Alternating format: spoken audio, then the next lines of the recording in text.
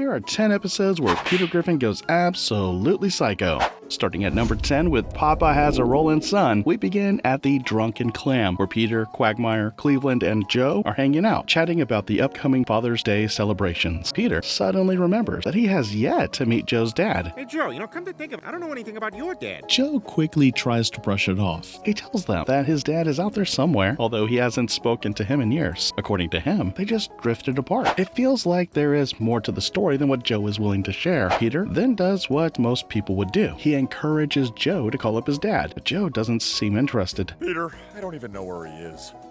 Who's ready for another beer? Seems for Joe, ordering a beer is more important than reaching out to his dad. With Joe refusing to call his father, Peter conspires with Quagmire and Cleveland in his absence to track him down. Well, I like helping people out. That's why I was such a good break-up rodeo clown. True to his word, Peter tracks him down via the internet and arranges for him to come around the next day. It was supposed to be a surprise for Joe, but Peter's big mouth is no good at keeping secrets. He spills everything, then immediately blames it on Quagmire. However, Joe isn't excited by the news at all. In fact, he is quite anxious. My father's not gonna be happy to see me. We then find out why Joe hasn't spoken to his father in years. It turns out that Joe's dad has a habit of making fun of handicapped people. Can you guess why Joe is so scared now? But wait!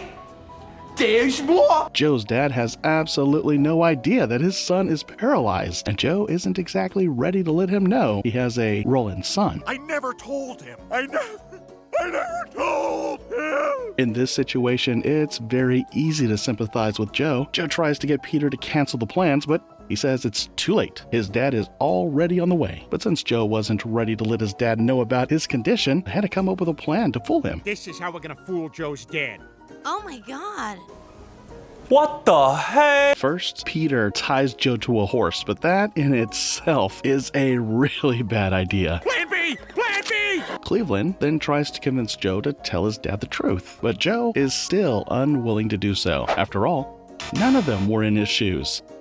Speaking of being in his shoes, Peter decides that the best thing to do is to pretend to be Joe. He even hires an acting coach to help get him into character. That's taking the job a bit too seriously. Joe's dad, Bud, finally arrives, and he instantly falls for Peter's little trick, even though Peter fumbles it in the beginning. Sometimes I don't understand why people laugh. For someone who loves to make fun of other people, Bud isn't all that smart himself. Bud and Peter are actually having fun together. You know, typical father and son bonding after several years of being estranged. It's been 84 years. They get back home to see Lois and the family struggling to get Joe, pretending to be Peter, into a car, and Bud immediately begins making fun of him. Oh, this'll be fun. Let's see how long it takes them to get Gumby over there into the car. He continues insulting the man, not realizing that it's his actual son. What an asshole! Old habits really do die hard. Peter also joins in, making jokes at Joe's expense. Knew it, I'm surrounded by assholes. Meanwhile, Chris can't tell the difference between the two.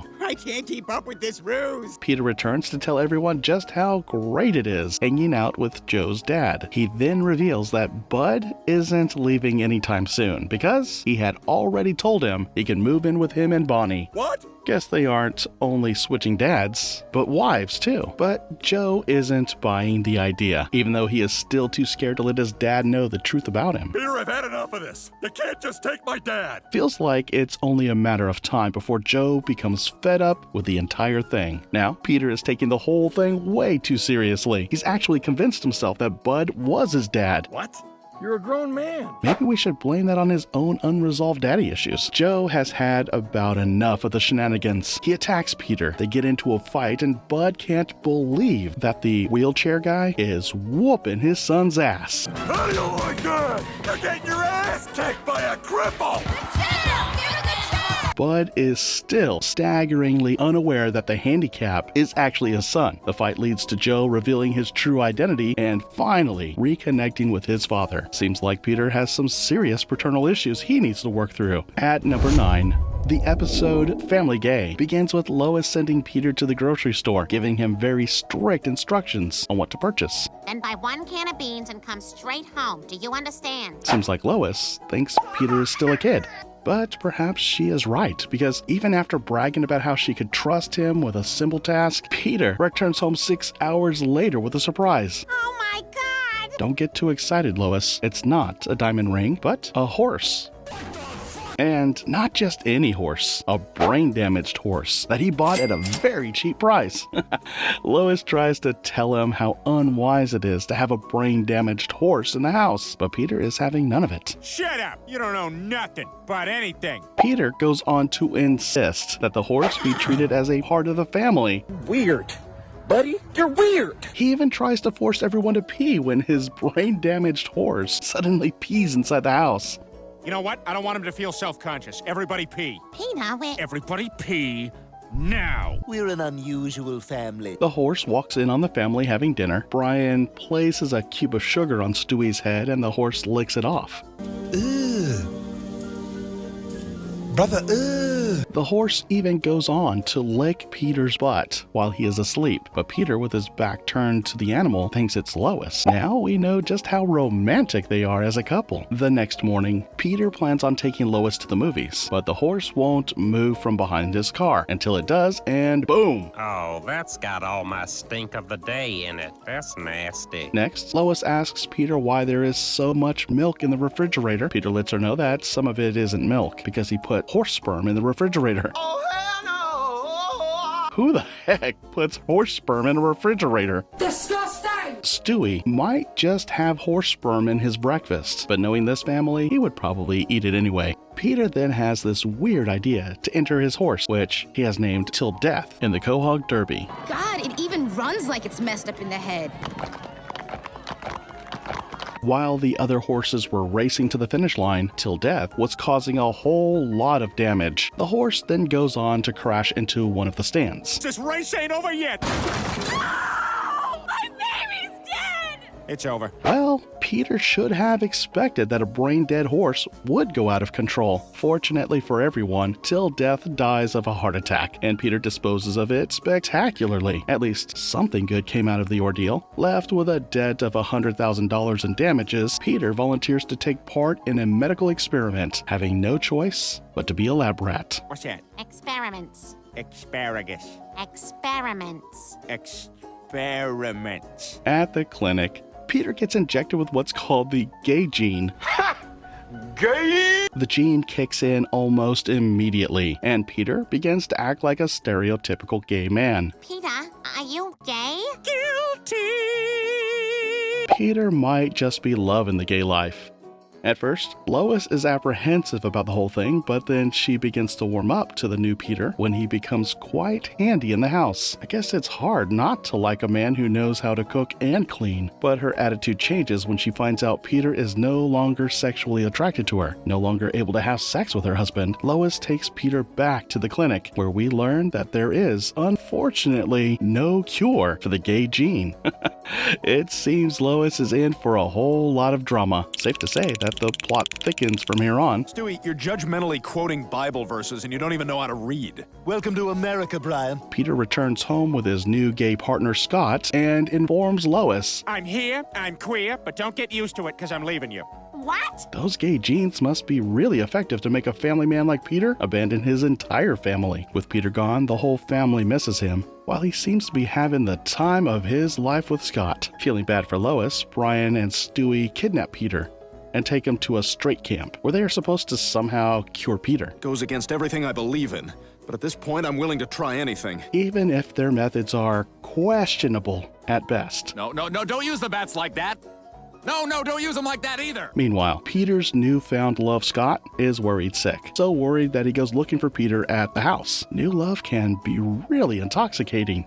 Brian tells Scott where Peter is, and Lois immediately heads off to the camp. But surprisingly, she decides to reunite Peter with Scott. Peter, there's nothing I'd want more than to have you back, but your place is in Scott now. Oh, Lois, you've made me happier than a pig among guinea pigs. A surprisingly noble thing to do, considering it was Peter's mischief that landed them in this situation to begin with.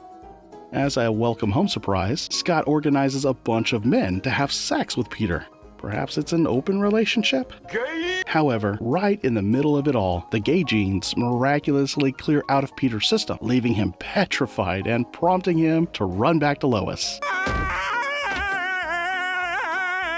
These are mine! So we're just like never gonna talk about this again? That's right, sweetie. I'll be honest, that was one hell of a psycho show. From purchasing a brain-damaged horse to regaining one's senses in the middle of a gay orgy. Fat Guy Strangler takes our number 8 spot. Lois is always having to babysit her man-child of a husband, and Peter is kind of getting fed up with it. Nag, nag, nag.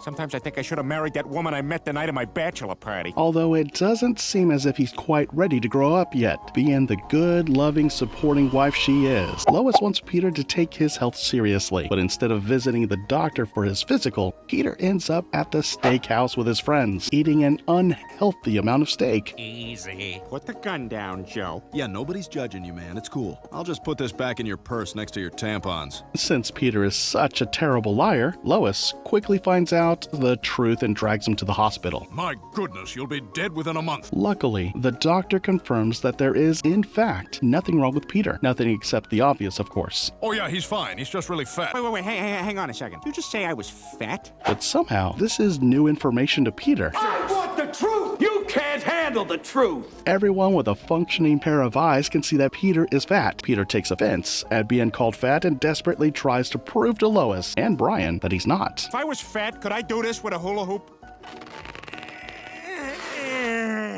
Lois then stumbles upon an old family photo that seems to suggest that she has a brother. Did I miss your piano recital? No, Daddy, I'm in my 40s now. Do I have a brother? Her dad, however, is unwilling to tell her the truth. So, like a poorly trained spy, Lois breaks into the house at night and learns the truth. She discovers what is supposed to be her brother's address. Excited to meet her brother, Lois takes the whole family to his address, only to discover it's a mental asylum. Oh, okay, goddamn. That doesn't stop Lois from taking him home with her. Family over everything, right?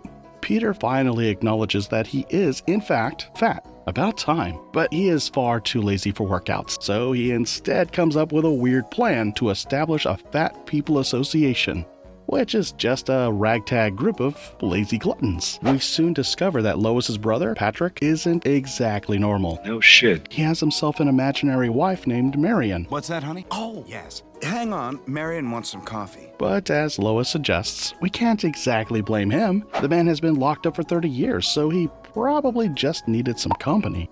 Meanwhile, Peter's Fat Guys Association convention is a total mess. All right, I think we got a lot accomplished here today. We'll pick this up again tomorrow. Patrick confronts Peter about his Fat Guy Association, but Peter accidentally triggers his childhood trauma, and Patrick runs off. Right after giving her father a tongue lashing for locking Patrick up, Lois sees something worrisome in the news. A serial killer known as the Fat Guy Strangler is on the loose, and this killer bears a striking resemblance to Patrick. Police also released this sketch of a female accomplice believed to be his wife.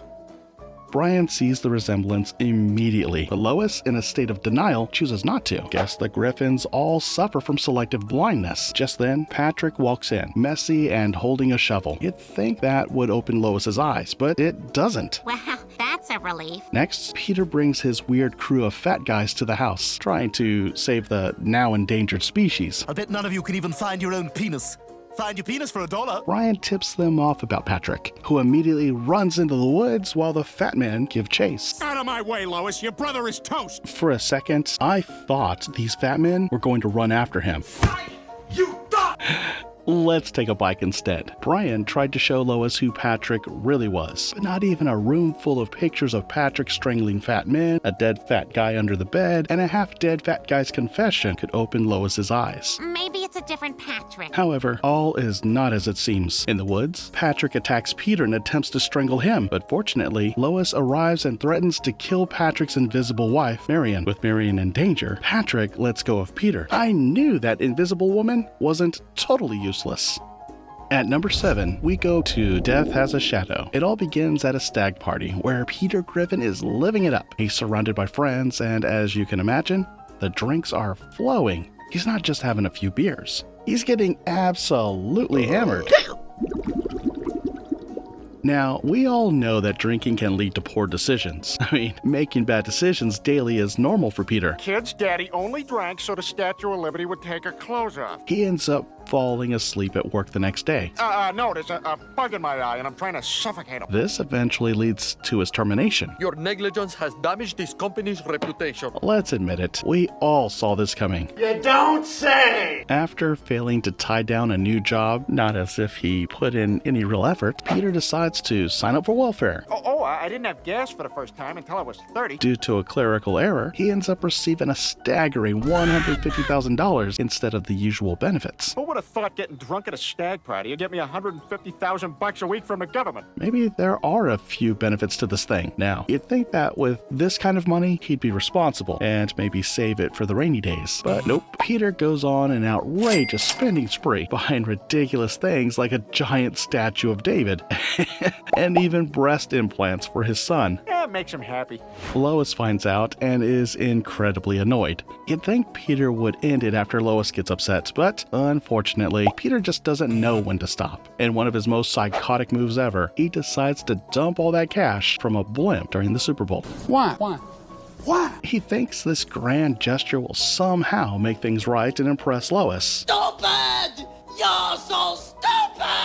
What are we, Peter's charity forum? As he prepares to drop the cash from above, he's blissfully unaware of the chaos it will cause below. Well, if there's anything that beats the love for football, it's money. As money rains down from the sky, mayhem ensues. People begin fighting over bills, and it quickly turns into a chaotic scene like Swifties battling for Taylor Swift's autograph. The crowd is storming the field! This is pandemonium! Eventually, Peter's reckless behavior catches up with him. The authorities find out about his welfare fraud, and he faces arrest and a court trial. Nothing beats Peter's inability to differentiate between a 5-year-old's birthday party and an actual court trial. So much for being a grown-ass man. I figured the sooner I cashed a check, the sooner they'd catch their mistake. Well, money truly doesn't buy happiness. Let's hope Peter doesn't dump that life lesson by the courtyard on their way home. Number 6 on our list is Peter Caviar Eater. The episode kicks off with a shocking twist. Lois's great aunt Marguerite passes away after visiting the Griffins. Even when he tries to hide it, it's obvious that Peter is happy about the turnout. And to think that God doesn't answer prayers. Careful what you wish for, huh, Lois? Auntie Marguerite leaves her luxurious summer mansion in Newport to Lois and her family. Bad choice, Auntie. If only you knew what would become of it. You'd have given it to charity. Naturally, Peter sees this as a golden opportunity to live the high life. Oh, you sweet old broad, I love you. When Peter and Lois arrive at Cherrywood Manor, they're welcomed by the servants, who begin to leave after the welcome song. That's a wrap, people. Now let's get the hell out of here. Peter, already obsessed with his wealth, rehires all the servants to be full-time workers. What? You're all hired to be full-time Griffin servants. Peter needs to start reevaluating his life decisions. I mean, over 15 servants? Mind your business. You'd wonder where Peter would get the money to pay for all these servants. It's not like Auntie Meg left Lois thousands of dollars in her will. You should know, you're not the only one riding this thought train. Lois isn't aware that Peter has sold their other house until she questions their financial capability to pay every one of them. You sold our home? That's a goddamn shame! This shouldn't come as a surprise to you, lady. You know what your husband is made of. Things take a wild turn when Peter attends a charity auction. Trust Peter to make empty noises. In a fit of overconfidence fueled by his newfound wealth, he bids an outrageous $100 million on a mere vase. What a marvelous vessel. It would look smashing in Lois's crapper. I mean, crappy. Only a psycho would bid such an amount on a vase. When Lois talks about moving back to Quahog, Peter scoffs and hands her some dollar notes. Here, go buy yourself some more money. In classic Family Guy fashion, Peter's delusions lead to an epic fail when he snaps back to reality and realizes he can't afford to pay for the vessel. Jeez, I just had the craziest dream where I bought a $100 million vase. It was no dream, Peter. Although Peter clears his debt and gets back his old house in Quahog by selling the mansion, you cannot possibly ignore how far he went in his delusions. For our 5th entry, we have E Peterbis Unum. Nothing weird, just Peter trying to build a swimming pool in his backyard by digging a hole. However, he discovers that due to a zoning error, his house is technically not part of the United States. It would have been better for the mayor to keep that information to himself. Congratulations, you played yourself. Peter decides to take this absurdity and run with it. As usual, he declares his house an independent nation called Pretoria. From this day forth, this territory will be known as Pretoria. Oh, Peter, if only you knew how much of a fool you're about to become. He revels in this newfound status, enjoying the perks of being a sovereign leader. Nothing says freedom like a guy in sweatpants thinking he can rule a country from his living room. As soon as he declares Pretoria, Peter starts flaunting his diplomatic immunity. I'm a foreign diplomat. I don't pay for drinks. It's okay, Peter. You can just tell us you've migrated from being a psycho to being a thief. Psycho thief. He engages in all sorts of illegal activities. I can do whatever I want. Littering, public drunkenness, name it. Can't touch me. Can't touch me. Peter's antics escalate when he's advised by a member state of the UN to take what he wants because that's the only way he can gain respect. I used to be the laughingstock around here until my country invaded Kuwait. Oh, Peter should know that some things just never change. You are made of stupid. Peter starts by annexing Joe's swimming pool without permission. Oh, this is the newest province of Pretoria. He renames it Johio and claims it as part of Pretoria. Is it just me, or is this another Ponzi scheme? Things take a turn for the worse when the United States government catches wind of Peter's shenanigans. They surround Pretoria with military forces and cut off essential supplies like electricity and water. Hey, where's the kids? Upstairs, doing their homework by candlelight. This blockade creates a dire situation for Peter and his family. But instead of realizing the gravity of his actions, Peter continues in his delusion. As conditions worsen, Lois and the kids leave Peter to negotiate with the US government. You can keep this filthy mess you call a country. So soon, Lois? What happened to being the First Lady? Faced with threats of military action, you'd think Peter would come to his senses. Peter Griffin doesn't know the meaning of the word negotiate. Well, I didn't think so. He continues to act like a dictator in denial, convinced that he can win this ridiculous battle. The climax hits when Peter realizes that his little experiment in sovereignty has gone too far. He faces military intervention and eventually understands what negotiate means. Ultimately, Peter has no choice but to give up Pretoria. If Peter were to own his own country, they'd be running a totalitarian government. Number 4 on our list is the Simpson guy. You know what to expect. Peter's latest blunder. He creates a misogynistic comic strip that gets him into hot water with the women of Quahog. Your dishwasher cartoon has really outraged the online community.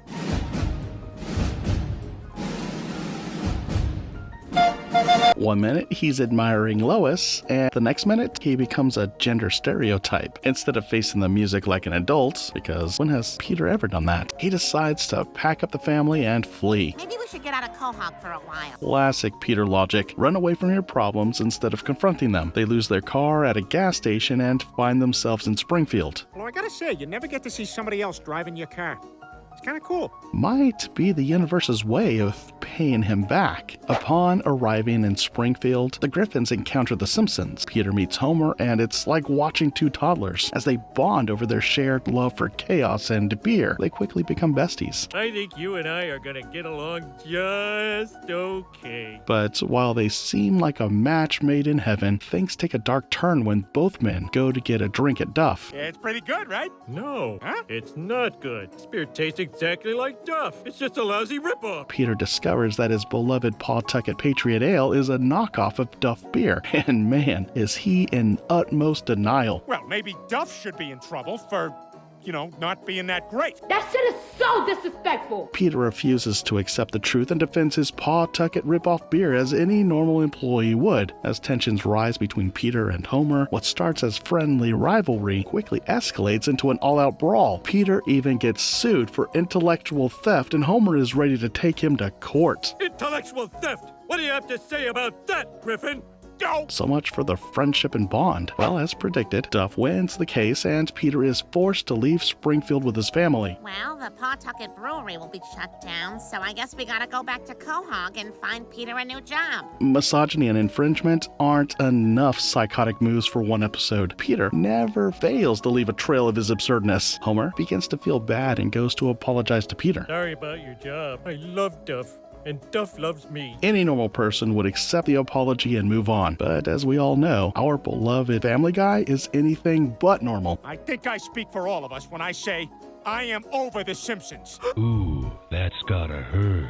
These are some of the many things that make people regret certain decisions they made in the past. And I'm sure Homer did. And just like that, a fight spurred. This isn't a punch me, I punch you kind of fight. This one lasts for a long, long time. The fight distorts peaceful gatherings and messes with other people's normal lives. Picture this: two grown-ups with kids punching, rolling into school buses, over mountains and all. I sincerely wish this was an exaggeration. Someone needed to teach Peter a lesson or two, and it looked like Homer was equal to the task. Now for the third. We have the Patriot Games. Here, Peter gets an email about his 25th high school reunion, but he's not willing to go. Simply put, Peter is embarrassed about how much of a failure he is. If I were him, I'd do the same thing.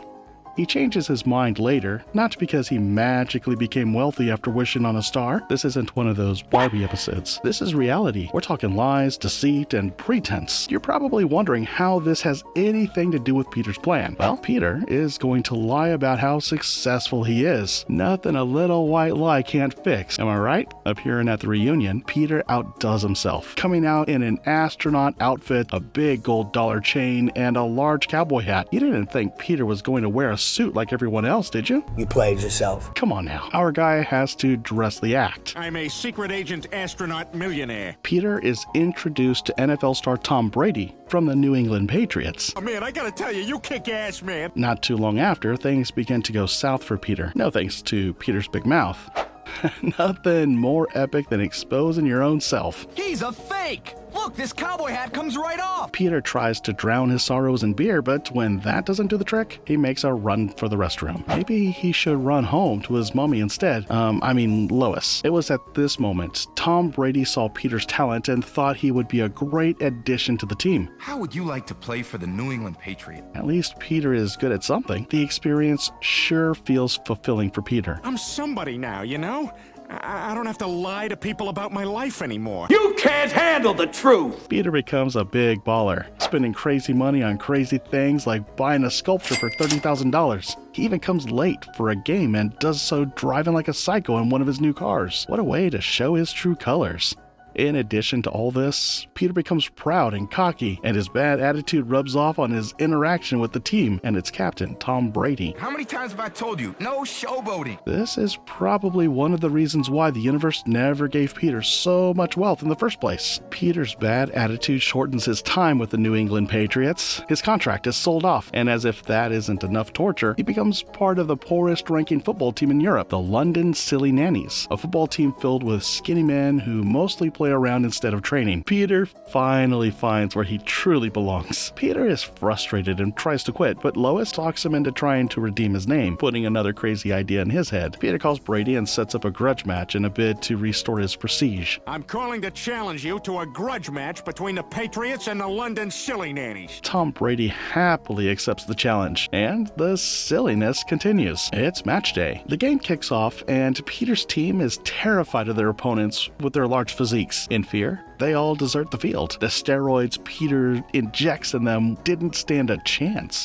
Peter is to be blamed for all of this. As you would expect, Peter stays back to challenge the New England Patriots. He has got a point to prove, and prove he does. The game ends with a definite win for the Patriots, but Peter's extreme act does not go unrewarded, as Brady acknowledges his bravery. For one guy to stand up to the entire New England Patriots team, that's a winner in my book. Not a bad day for Fat Peter. Did I say Fat Peter? Yeah. Peter won't like that, but who cares?